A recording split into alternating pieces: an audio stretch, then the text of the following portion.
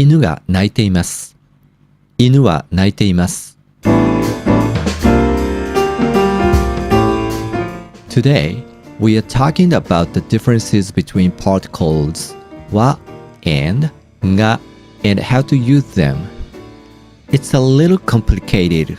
The particle が is basically used for the new theme which you didn't talk about. When someone says 犬が鳴いています, he was not talking about that until he said it. So, 犬 is a new topic. He just noticed that the dog barking right now. He presumably doesn't know why the dog is barking.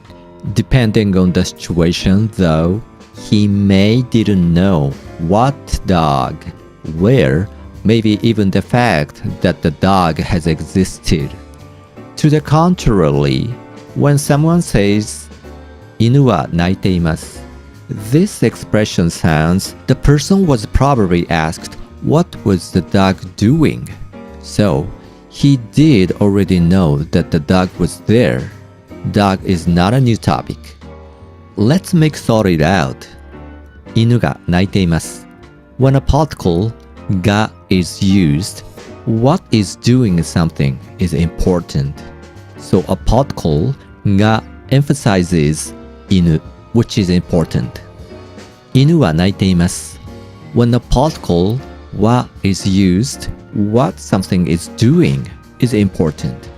So a particle は emphasizes 鳴いています which is important.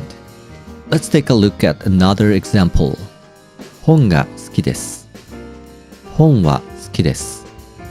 When someone asked you, 何が好きですか? You would answer, 本が好きです. Because the person doesn't know what do you like. 本 is a new topic. So you want to emphasize 本 which is important. When someone asked you, 本は好きですか? You would answer, はい、本は好きです. Because you've already talked about reading books, 本 is not a new topic. You want to emphasize whether you like it or not. One more example. 佐藤さんが来た. 佐藤さんは来た. 佐藤さんが来た.